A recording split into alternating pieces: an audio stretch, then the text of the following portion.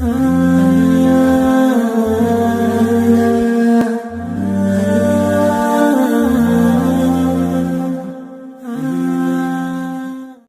پیغمبر علیہ الصلوۃ والسلام د بخاری شریف حدیث دی پیغمبر علیہ السلام فرمایي لا تقوم الساعه حتى لا يحج بيت رواه البخاری تر هغه ساعت قیامت نه راځي پیغمبر علیہ الصلوۃ والسلام فرمایي چې ترڅو د حج سلسله بند سوي نه ولله على الناس حج البيت من استطاع الیه سبیلا بیا الله رب العزت فرمایي زما پر تاسو حق دا دی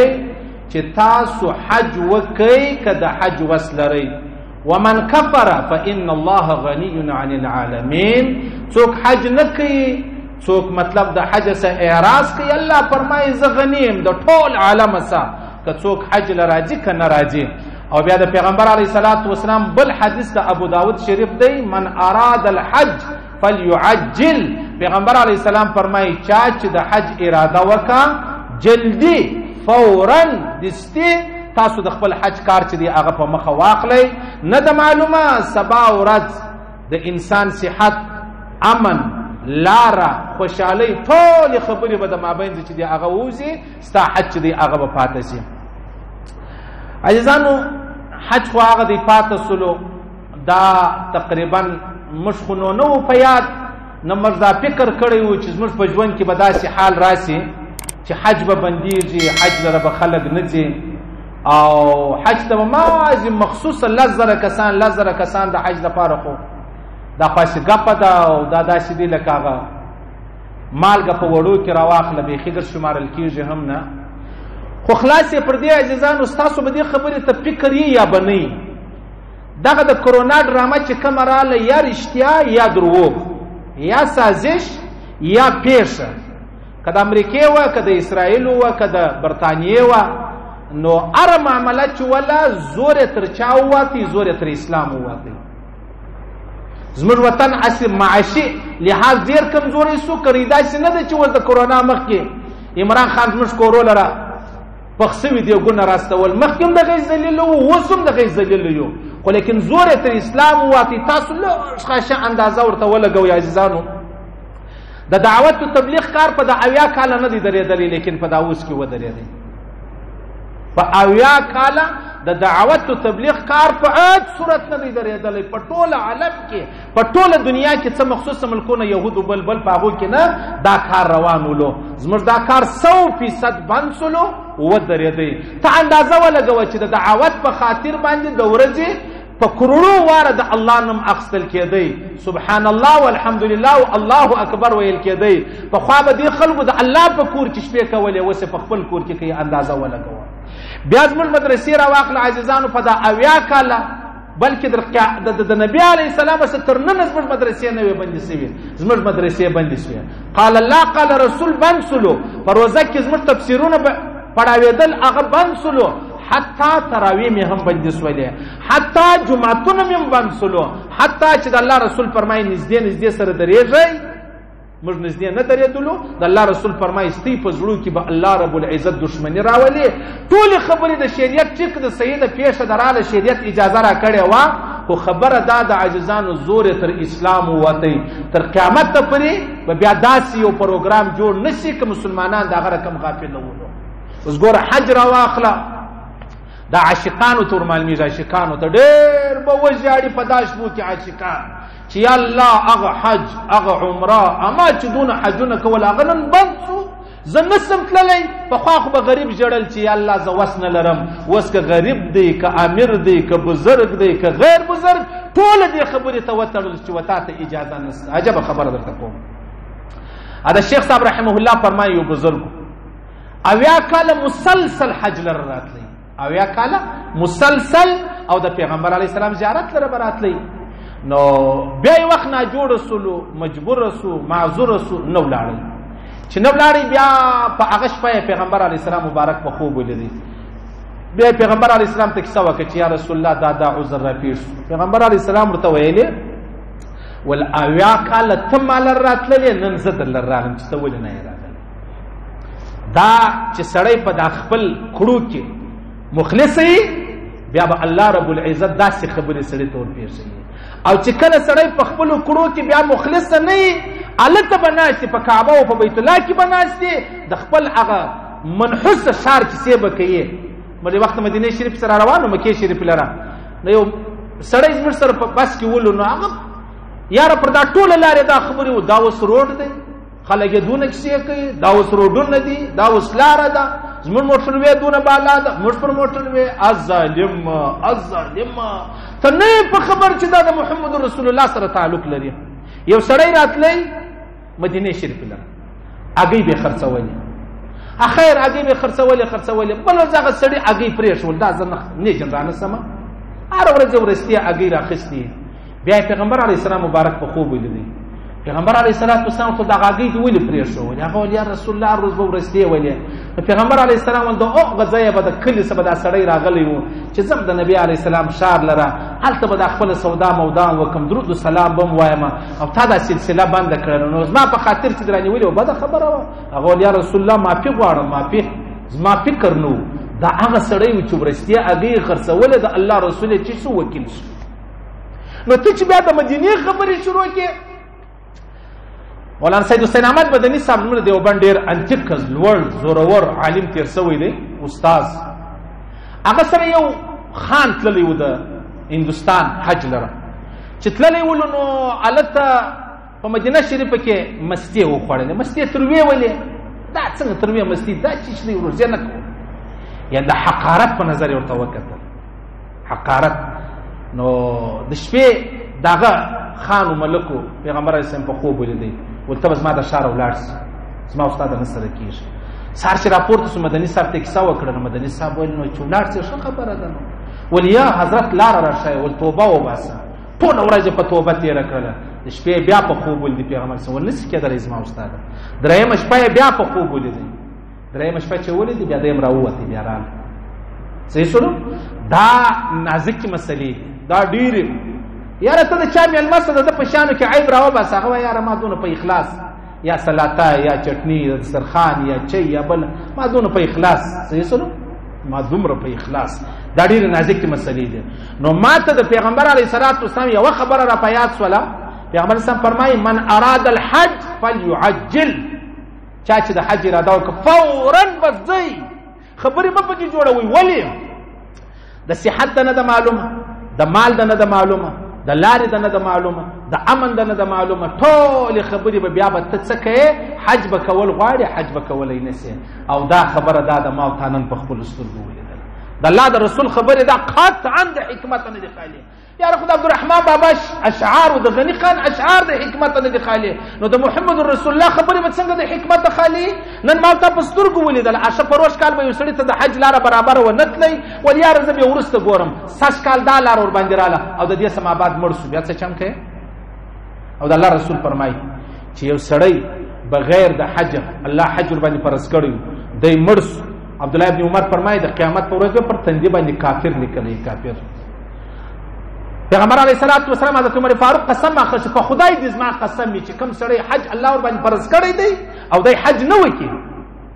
د الله رسول فرمایي، حضرت عمر فاروق سے روایت، په خدای دې مې قسم دی د قیامت ورځ ته الله اختیار درکوي، هغه د یهودو ډله ده، هغه د نصاراو ده، په هر یوه کې ستا زړه غواړي هغو له راوسته، په مسلمانانو کې تا ته اجازه نشته.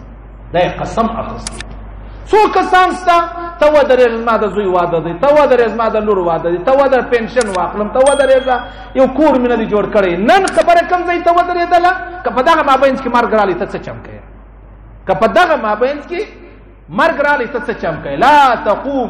لا تقوم الساعه حتى لا يحج البيت. د الله رسول فرمایي درا ساعته قیامت راجم نه چې د حج سلسله بنده سوې دی، را باندې بنده شوله. دا لس کسان خو به نو نه شمارې. دا چې ایمان و یقین و اسلام کمزوری سي، بیا خالي لوبو ته ګوره چې کافران په موږ کومې لوبې کوي. او حال دا دی، دا خبره کلیر شوه چې په مدینه شریفه کې چش نشته، یو هم د کرونا مریض نشته. د الله رسول فرمایي مکې او مدینې لره طاعون مرض نه راځي. د الله رسول فرمایي مکې او مدینې لره دجال نشي راتللی، بلکل اجازه نشته. نو کرونا څنګه راله؟ دا چې ایمان، هغه خلک پښتانه وایي چې ایمان په ترخه کې کښېږدی، بیا به دا خبرې در پېښېږي. خلکو ته چې به ورپېښه شوله، نو د الله کور لره حضرت سعید ابن جبیر فرمایي چې چاته مسله ورپېښه شي فورا ځه، حج لره عمره لره ځه الته الله تخپل مسله یې ده الله بستا مسله در حل کوي مجنن په کور کې کښېنولو چې ستا خپل مسله په کور کې ده بس کې سازش بولئ پروګرام یې بولئ مجلس یې بولئ یو لوی یو منصوبه یې بولئ کافر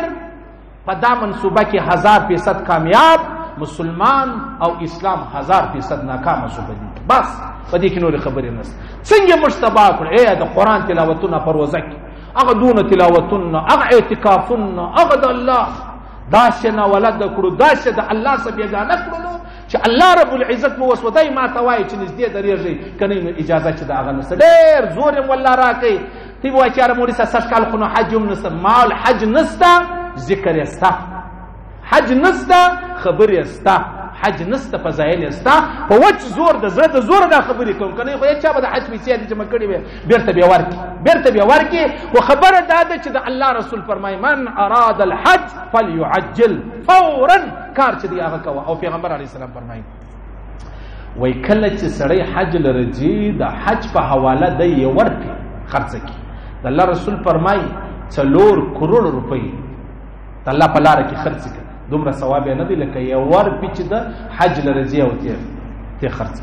د الله رسول فرمای کم سړی چې د سمندر د لارې حج لرتلی او په حج په لار کې د لره مرګ رالی الته اسرائیل علی السلام ته اجازه نسته الله فرمای د روح ز په خپل قبض کوم د سمندر د لارې څوک حج لرځي صحیح سلو او بیا جب خبره ده د عاجزانو پیغمبر علی السلام فرمای وای کڅوک دا غواړي ز فقیر يم تنگ دسته يم زما فقر او تنگ دستی ختم شي حج او عمره ډیر کوي حج عمره خو په پیسو کېږي یا رسول الله خدای الله رسول د الله له جانب خبر دی هغه زب خبر يم پورې کدار ورسه حج لره لاس صحیح سره پورې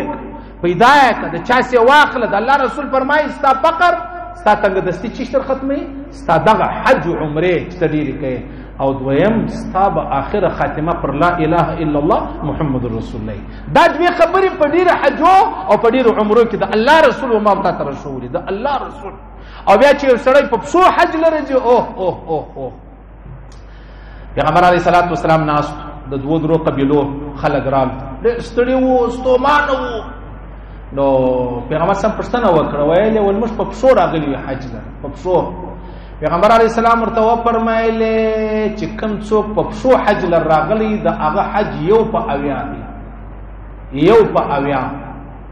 یعنی چې اویا حج وکړي څو ثواب دي چې کوم څوک په څو راغلی دی هغه د پاره دومره لوی اجر دی آدم علیه السلام د هندستان سره 40 واره په څو ډاړي حج لر دغه ډیر ذکر نور ذکر عمر راغلی دی بیت الله شریف له دې تلای خدای په څو حج لر حضرت شیخ صاحب فرمایي 40 واره چې دی غتللی و د دې اجر بیا ته وګوره د نن صدرې 4-5 کال مخکې د افغانستان یو کوچي ولو د غزنی د پاو دی شجاع نه دی شجاع خان دا ویل ورونه مې خوب ولې زمزم وبو مې چلې سمې کول خیر ولو زرا پورت سرور دماغ یا وښو زم حج لره حج د پر چیز ځخ نه پاسپورت لري نه تذکره لري یا زم بس ولاري بازار لره احرام واغسي بیک میک شان واغسل او 1200 افغاني ګسره ورسره بس روان والچروان ثم داغه تلبیه می ویل لبیک اللهم لبیک لبیک لا شریک لك لبیک ان الحمد والنعمه لك والملك لا شریک لك تامي ویل ولعلم ایران لره په ایران کې ملت سوري سفر وکړي د ایران سرور ولعلم کویت لره لا سوري ملت سفر وکړي خو خلاص دا په څلور میاشت کې د چیرې ورسېدې د بیت الله شریف راما بابا وای چې په مینه کې د مجنون غوندې صادق یې چې په عشق کې د مجنون غوندې صادق یې د لیلا په دروازه کې دربان نشته چې ته په مینه کې سچا سي رښتیا ګو سي مجنون ډېر رښتیا ګو بیا د لیلا په دروازه کې بشل چوکیدار ولاړو د لپاره رکاوټ نو چې په عشق کې د مجنون غوندې صادق شه د لیلا په دروازه کې دربان نشته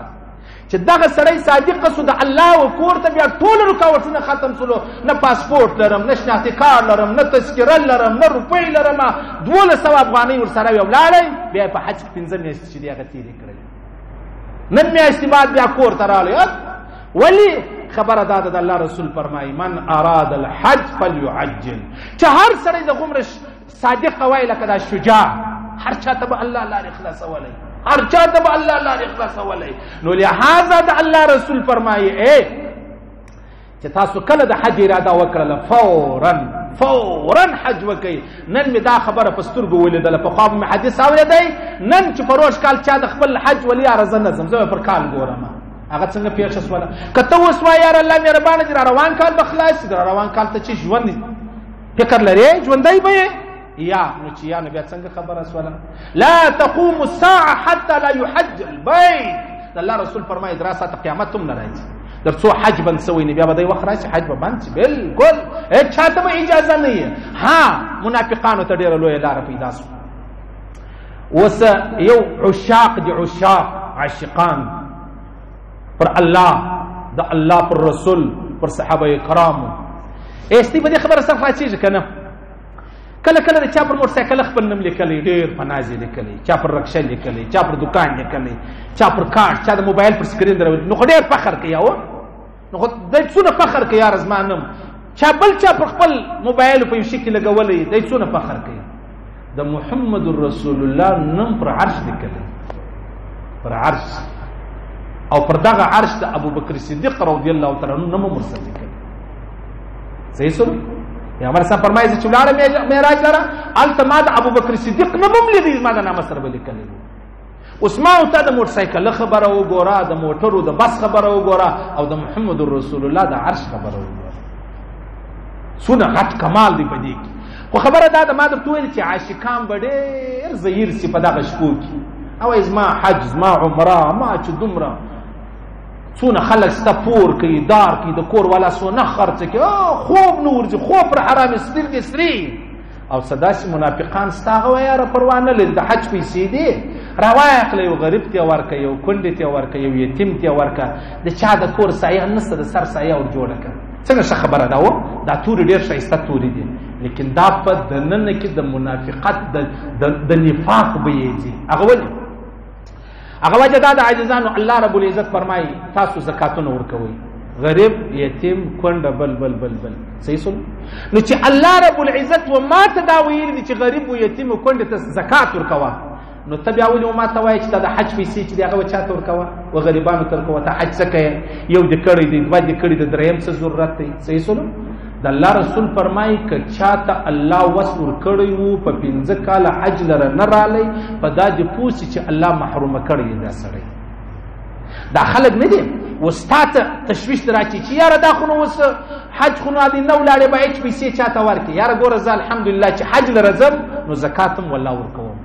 نو ما زکات غریبانو ته ورکړی دی. الله رب العزت دنیا پیدا کړې ده، الله ما ته راوښود خپل زکات غریبانو ته ورکوه چې پر تا مال ډېر سولو ته حج لره راځه. اوس دا زه چې حج لره ځم ته حج لره نه ځې، صحیح سو، دا زما ګناه سوه. نو خو بیا دا زما ګناه دا سوه د حج پیسې زه دا غریب ته ورکړم، تا خو حج لم نه ولاړې و غریب ته دې هم نه کې ور.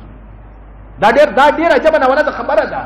دا یو ډېر لوی تکنیک دی دا چې د خلکو د کالمنګارانو دغه د ټي وي چې کوم انکاران د دې خبرې چې واورې او یاره نو ښه خبره کوي یتیم کونډې ته ورکوو پر دواړو سترګو. دا یتیم کونډه موږ ته الله راښولې دی، نه دي راښولې. الله ما ته ویلي چې د یتیم کونډې سره به دا کوې چې د حج شپې سپېدا به کوې. و دی داسې تاثر ورکوي چې حج خو نو الله درته ویلی دی، د کونډې او د یتیم غه به زه درته وایم. یا ته مه راته وایه، ما ته خپل الله ویلی دی، ما ته خپل رسول ویلی دی، ما هغه امنا وسلمنا ما پر دواړو سترګو هغه خبره چې د هغه یې ښه ده روایاتو کې راځي. خو بیا هم دا شیخ صاحب رحمه الله فرمایي عبدالله بن مبارک ډېر غټ عظیم سړی تېر شوی دی، امام ابو حنیفه شاګرد دی. د ده دغه عادت یو کال به حج لره تللی، یو کال به د مطلب جهاد کوي. نو یو کال دی د حج اراده یې وکړه، دی په عراق کې په کوفه کې په بغداد کې را روان شوم، ما ځم حج لره 1500 اشرفۍ را سره وې، ولاړ به سم ګنج لره، هلته به وش رانیسم. خیر ګنج لره چې تلمه نو پر لارې باندې یو ټپ ولو، دا کچرې مچرې پرتې یوه زنان ورته ناسته وه، بطخ بردار شوی بطخ. بس هغه ته ناست چاړه ماړه ورسره ده، دا غوښ مش دی چې کاټه یې زه راله ورته ودرېم، مال خو دې خیر خو به یې ول و خیر دی مال څه کیسه ده، ول بس خپل کار وکړه خپل به کوم، مال خامخا به راته وایه، ویل نسم درته ویلی، خو خیر ما ډېره مجبوره کړه، مال راته ووایه چې دې راته ویلې زه سید زادي یم، یعنې سیده یم، خاوند مې مړ دی، 4 مې لوڼې دي او په کور کې دونه شی نه لرو، په 4 ورځې مې خوراک نه دی کړی، نو نن دغه مردار و موږ ته حلال دي دا حرام دومره قدر موږ ګزاره ور باندې وکړو عبدالله بن مبارک په ما ډېر زور باندې وسوسه ما دا خپل پړونی ون دي چې ونیو ما دا 1500 اشرفي د دې پړونی تور واچو خیر نالم کور چرالم نو خیر د حج شپې وی رالي ولاړې تیرې شوې د حج څه په خلک رالو ایوه براته ویل یاره په عرفات کې مې داسې خبره په یاد دي چې داسې وسو ابل ویل ول یاره په مینا کې داسې و ته وی یاره ساریانو زه کله حج لره ولاړم دا څنګه پیښه ده نو وای د شپې مې پیغمبر علیه السلام په خوب لیدی ما ته عبد الله ما ولها ولتاز ما د بچی یا د المسی سره دومره لوی احسان وکړي چې الله رب العزت ستا په شکل و فرشته پیدا کړه دا به د قیامت په پتا پسې حج او عمره کې راځي کنه راځي نو حضرت عبد الله بن مبارک فرمای او دا هغه ملائکه دی لیدلې وزما په شکل کې دی به هغه وایي دا عبد الله بن مبارک دی زنه ولما وس یو طرف ته دا خبره ده کدا سی وسی ډیره لوی خبره ده ډیره لوی خبره ده فرض حج نو نفل حج ولو او کنه صرف د خلکو د پاره دا خبره کول چې یاره اوس نو ته حج لرجه نه دا دونه پیسې څه کوي یتیم کونډه ته ورکړه نه نه نه الله او رسول چې کوم خبره کړي دا مطابق به کو ستا په قول نه کوم قطعا نه کوم و د قرباني شپې را روان دي قرباني په څو چې هغه ستاري دي یا د کوم پیروکاران دي هغه ولې وینته وي خدا پیسې راواخلي پر یتیمانو پر کونډانو پر راکښنیانو به خرڅو ښه خبره ده ډیره ښه خبره ده خو زور تر اسلام وتی لکه د کرونا دا واجب د قرباني د امام صاحب په مذهب کې ته څنګه دا خبره کوي دا منم یو سړی دی هغه 15 قرباني کوي راولار سدوی قرباني غریبانو ته ورواست غریبانو ستا خور ده ستا ورور دی نور هم سایګان دي تفکر 15 سنه لاله یو بسالار ته ستا گزاره پکېږي واسطه اطراف لري واسطه غریبانو لري واسطه هغه په خپل کور کې خوشالي دا درته کوم خدا به نظر سره منم چې ته قرباني پرېږده دغه پیسې راواخله نه نه الله او د رسول مش پابند وي مش تا پابند نه وي د عقل هم نه پابند چې عقل خدا وایي چې یاره د غریب او د یتیم نه نه نه د یتیم خیال ساتو د الله په حضور کې نه د چا نه د غریب چې د دې څه دې خبره بیا غریب او یتیم الله مشته ویلي دي الله راته ویلي دي ذکر څه بل خبره په دې کې لرم نه خو خیر عزیزان پیغمبر علیه الصلاۃ والسلام خو بیت الله شریف خو ډیر عظیم ځای دی ډیر عظیم ځای دی بیت الله شریف ته قتل څومره لوی سعادت دی څومره لوی عبادت دی او څونه لیونی ایو شجاع قسم ته وګد افغانستان ده د رښتیا وکړه دا کا نه ده دا لیونی نه دي چې دالته روانو دا لیونی نو حالت ناشتي وچه ډوډۍ خوري او بچ د زمزم د حالت په میاست په دغه حرم شریف کې وزنه په حرم شریف او عجب خبره ده د عاجزانو علما فرمایي وای دا مفتی چې کوم مطاف دی مطاف نه مش طواف کوو په دې کې به ډیر نبیان پټ دي د انبیاو الحسن بصری صاحب فرمایي مولانا عبدالحق صاحب لیکلي دي دا میزاب نه ترناوه تر دې لاندې د حضرت اسماعیل علیه السلام د بیبي هاجرې قبر دلته دی اوس یو سړی وایي چې اشم دا قبرونه دي بیا موږ ولې پر ګرځو الله راته ویلي پر دا نور به نه ګرځي پر دې راته ویلي ټیک شو موږ پابند یو موږ عقل به نه لړاوی ستا عقل فیل دی په دې حواله الله ویلي پر دا ځای طواف کوه آمنا وسلمنا الله وایي پر قبر مکشنه نکشنه صحیح سره اوس چې دغه قبر دلته د انبیاو قبرونه دي پر دې چې ته قرار روان یې څونه انوارات وي څومره انوارات یارا داسې ګډان شلان لیونی سپینسرې به ووینې بې اختیاره به ژاړې چې خدایه دا چشله راغلی دی اوه موږ وخت د حج سراتونو مدینې شریف څخه په بس کې تلو جدې لره زما شاته یوه ښځه ناسته وه په بس کې دومره زبردسته دعاګانې کولې ولیا الله زما ستا سره وعده ده ته زما نصیب وکړه زه په څکېدلو د کوره سه د نبي علیه سلام تر کوره راځم ته زما نصیب بیا وکړه دومره زبردسته دعاوې وکړې زموږ د علاقې ښځه وه نو هر څوک چې وله مال سبحان الله په خدای قسم زما ټوله حج ورکوم دا دوه تورې ما ته راکړي والخدای زه به په څکېدلو راځم ته ما زما نصیب چې دی زه به بیا د محمد رسول الله کور لر راځم خامخا به راځم او مال دا بیا څنګه خبرې دا بیا څونه عجبه خبرې دا او بیا روایتو کې راځي عزیزانو چې کله سړی طواف کوي او دا طواف معنا دا د چې لیونی سر تور په احرام کې بس د لیونی چمونه به کوي هر سړی پر خپل معشوق چې شته لیونی دی بالکل ټول یوازې زره د خبرې نه کې چلیږي. بیا د عرفات څه وایي؟ عرفات پیغمبر علیه السلام فرمایي د عرفات پر ورځ تر ټولو لویه ګناه د شیخ صاحب دا لیکلي تر ټولو لویه ګناه دا د عرفات پر ورځ سړی وایي چې ته الله به بخښلی یم که بیا نه یم بخښلی. تر ټولو لوی ګناهګاره د عرفات په ورځ دغه دی چې دی دا وایي چې زه به الله دا هغه زناکاره دا هغه شرابي دا بدکاره اوس به ته یې وایاست یاره مولوي صاحب بیا دې لاره خلاصه کړله او لاره محمد رسول الله خلاصه کړې وه زه دې خبروم صحیح سلام الله یې بخښي ستا یې په څه. دا خلک داسې دا کله کله صوفیان موفیان هم دا وغمیږي دی وایي یاره مولوي صاحب تا ولې دا حدیث ووایي ولې وایي دا خو نو ته خلکو ته لاره ورښایه نو محمد رسول الله ولې ویلی که صحابه پټولی امام صاحب پټولی د دیوبند بزرګان ما هم پټ کړی وای او محمد رسول الله ولې نه پټوي وای یا دا خو نو څوک نه پوهېږي نو ته څه به پوهېږې ته څه به پوهېږې په دې خبره الله وعده کړې زه یې بخښم ته وایه ولې په دا رقم اساني باندې بخښي ستا هېڅ اختیار نشته په دې خبره کې. الله رسول فرمایي د قیامت په ورځ نه د عرفات په ورځ تر ټولو لویه ګناه لوی ګناهګاره دا دی چې وایي الله به زه بخښلی یم که نه. دا شک دی ولې پکې ولې دی شک. او پیغمبر علیه الصلاة والسلام فرمایي د عرفات په ورځ شیطان څونه پریشان وي په بل ورځونه پریشان نه وي. ولې ما په چا 20 کاله په چا 50 کاله فارغ شوي وي الله په یوه دعا باندې معاف در دې په یوه دعا معاف شو زما ټوله خواري رضا یې کړله. او د الله رسول فرمایي د عرفات په ورځ الله رب العزت فخر کوي د ملایکو پر مخ ورته وګورئ د انسانانو ته سر تور او لکه مړی یو کفن دی. پیغمبر اسلام فرمایي خاص کر په حضرت عمر فاروق باندې فخر کوي. حضرت عمر فاروق نو زه د چیش درته وایم د خبرې زه چیش درته وکړم. یو ورځ پیغمبر علیه الصلاة والسلام حضرت عمر فاروق نو اشخصو لا داسې د انسانانو په نبض پوهېدی د انسانیت نه دی په دا نبض داسې پوهېدی او ځوان یې ولیدی سر یې زړولی را روان دی داسې عجزي یاره تا په مخ په داسې نه یې ووایي ول سر پورته کړه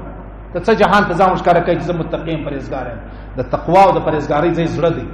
دا په سر چې د لاین زړولی حضرت شیخ صاحب فرمایي دا هم تکبر دی خلکو ته ښکاره کوي چې زه نو د دنیا ډېر بېزاره یم بزرګ یم صحیح سره دا به کوې نه په زړه کې دا معامله د الله سره جوړه که د بنده سره یې مه جوړوه ما او تا چې د بنده پر مخ څونه عاجزي کوو د الله په خاطر هغونه عاجزي نه کوو. حضرت عمر فاروق نه عجبه بله ده. یو ورځ قصابې سره تېرېدی یو سړی ولاړ و غوښې اخیستی خیر په دا بل ورځ بیا تېرېدی د خدای قدرت په هغه ټیم هغه سړی بیا ولاړ و بیا یې غوښې اخیستلې بیا یې راوغوښتې ول خیر پرون هم ولاړ ولې نه ول غوښې اخلم ول ته هره ورځ غوښې خورې ول هره ورځ او څه کوې هره ورځ غوښې مسلمان هره ورځ غوښې ول کوم بله ورځ ولې دې پرله پسې څو دورې به دې وم دا نشته په اسلام کې هره ورځ ته غوښې خورې واه یا نو یا خو نو موږ لیوني یو نعوذ بالله یا حضرت عمر فاروق لیونی یو نو موږ لیوني یو د غوښې اجازه یې نه ده ورکړې بالکل بیا یې عجبه ناوله د کار وکړه.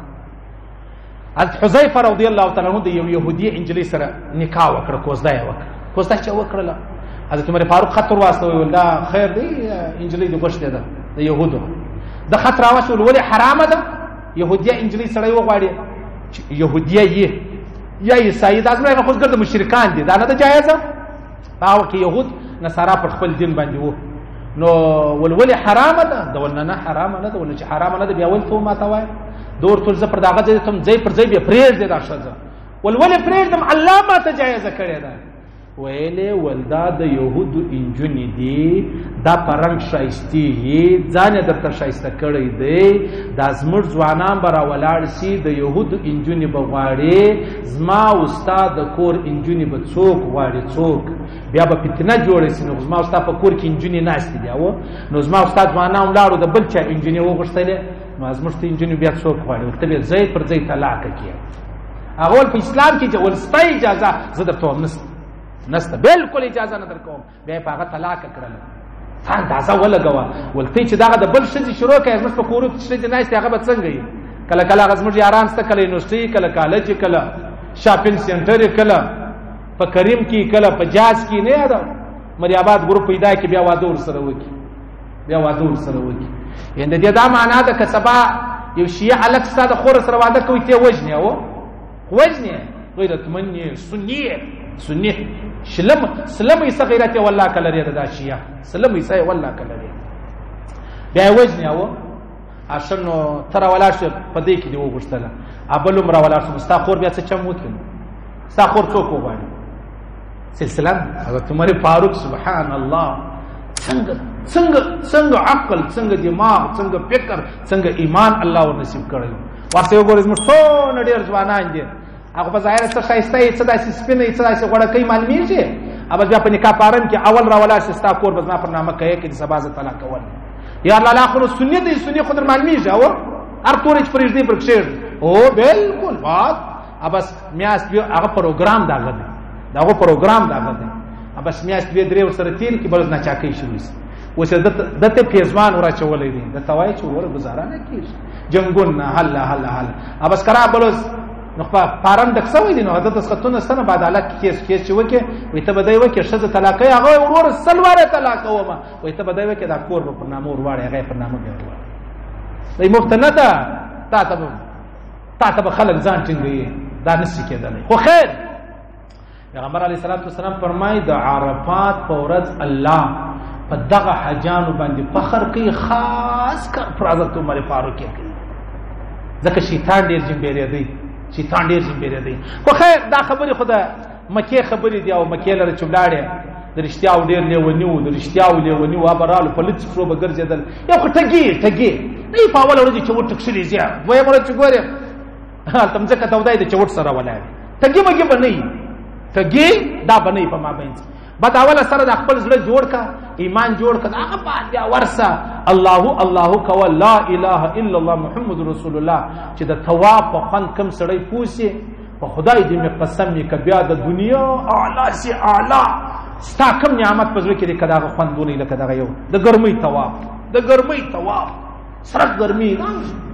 بدا هغه چاته معلومي چې دې چې کوم سړي څه مړای سي کون سي هغه ته ډیر اندازه ورکړي چې او خدای ای په څه فساد اقداس ځوانان په دې خبرو نه پیږي صحیح سره دا د عاشقانو ګروپ دي د عاشقان او دا عاشقین بیا خوندوم کوي د رښتیا وي خیر بیا راسه مدینه شریف له مدینه شریف خو سبحان الله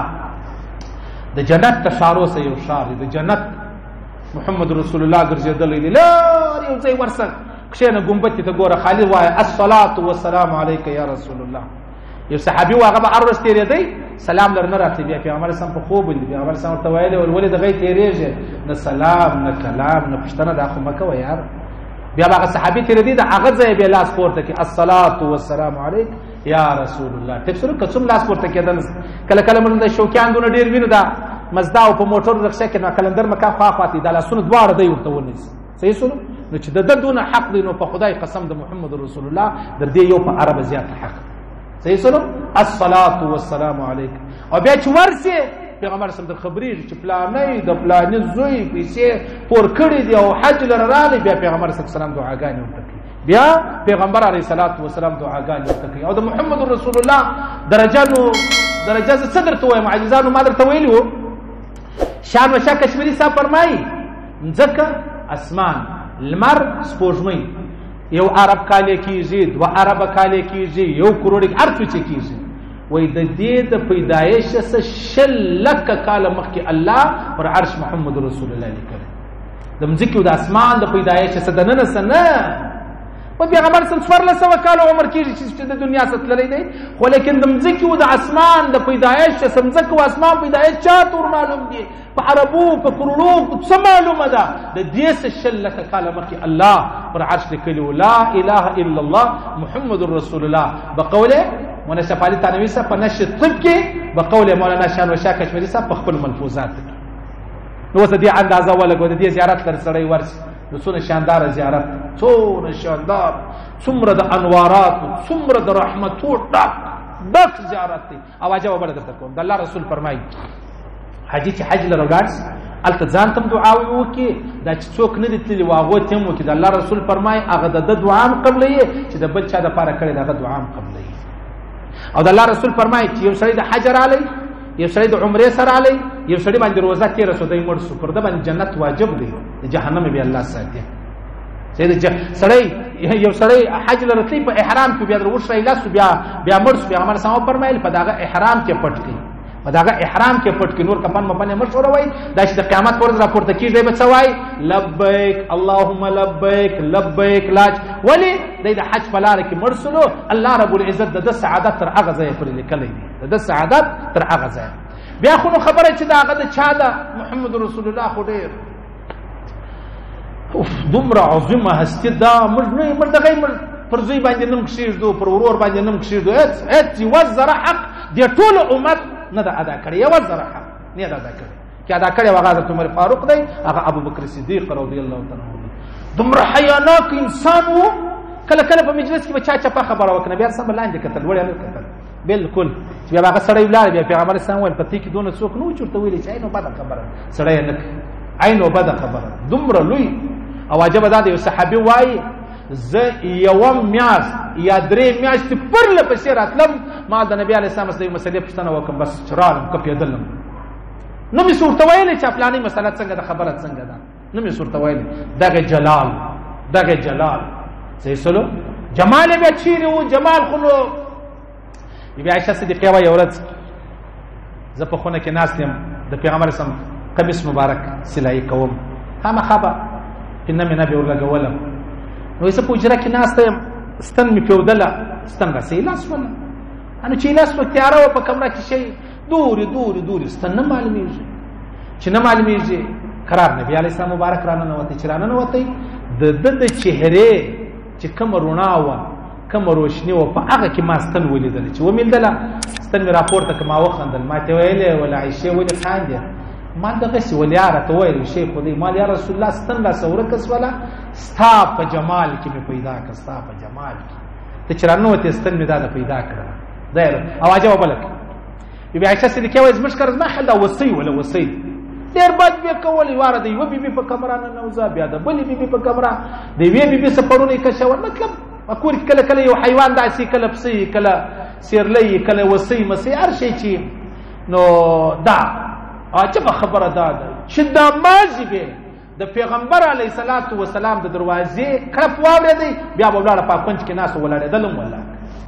بیا والله که ولاړه سوې ده یا نارې یا چغې یا بله نه دا چې شوه دا د محمد رسول الله جمال و دا حیوانانو ته م الله ورښولې وه چې نه خبردار دا به نه کوې بلکل به نه کوې تا ته اجازه نشته اوس تا اندازه ولګوله دې خبرې دا به نو څونه عوض بیا عجبه درته کوم خبرې دونه ډېر لکه د اسمان ستوري نو چې زه خبره کوم د هغې څه دوې خبرې نورې جوړېږي یو ورځ را روان دی پیغمبر علیه السلام یارانو سره په سفر کې را روان چې را روان دی پر لارې باندې بیا پړاو شو بیا مطلب ډوډۍ موډۍ تیارې څوک په ډوډۍ پخوي څوک اوبه راوړي پیغمبر صاحب ورته وویل زما وار ولې یا رسول الله ستا وار خو نشته ول نه خامخا به ما ته وار راکوي انډیوالي ده نبوت پر خپل ځای دی نبوت والله قسم په خدای که د یوه نیم روپۍ پیر نه دی پیر هغه په والله که ولاړ کې سلاته به ورته ایږدې چټني به ورته ایږدې د ده خټکی به دوې دړې ورته ایږدې شوروا به جلاب او محمد رسول الله نه ما ته خپل کار راوسته هغه ویل یا رسول الله تا ته مرده ده ستا هغه زه کوم نه انډیوالي به نه خرابوي عادت ټیک سو یو د پسه حلال کړي یو د اوبه راوړي بل د ډوډۍ پخه کړي بل د خیمه ولګي بل د حیوانانو ته خوراک مراک ورکړي عاشنو پیغمبر صلی زه چیش وکم ولې یا رسول الله پر تا نو دا ورسه بوټ راوړه پر هغه بیا سالم کو ولاړ پیغمبر صلی ځان سره رسي اخسته هله بعد کې خپل پلنډر اخسته ولا دا یک شی شو ورشه پر روی زمين به یو جانان چکسو یو جانان غنی خان ته خبره غنی خان جانان پوری چی چوي د غنی خان په جانان ته پیږي کله جانان د یونیورسيټي یو سړی ورچولې پر هغه د جانان نه میږي غنی خان نه دی غنی خان هغه جانان پوری الله شي الله صحیح سو جانان ته دی الله ته دی جانان وای جانان خو خیر نو پیغمبر علیه السلام پر روی زمین مثل پیش یا یا ملک یا سردار یا چې موټر د چا دی نه دی په پکنیک یا دای دوی ډوډۍ زیات راخیسته ته خدای ولاړ ک او محمد رسول الله ولاړ دغه اندازه ته ولګو دا عمر د امتیان او مر د امتیان د مشتویلی د تخالی پر ایمان او پر اسلام باندې ځان مړکا بیا چا تر ما وکړ سره پرېږ خالی پر ایمان مرسوي ما وکړ او که پر ایمان نه وي بیا نو په ما پسې مګر بیا خپل کار چې دی راکوه صحیح سره بیا یو ورځ پیغمبر علیه الصلاۃ والسلام را روان دي چې نه الک دی دا ګوډې د وبو د کړې دي نیسی وړلی چې نیسی وړلی پیغمبر صاحب پوښتنه هلکه څه به کوې ول دا اوبه دې کور ته وړم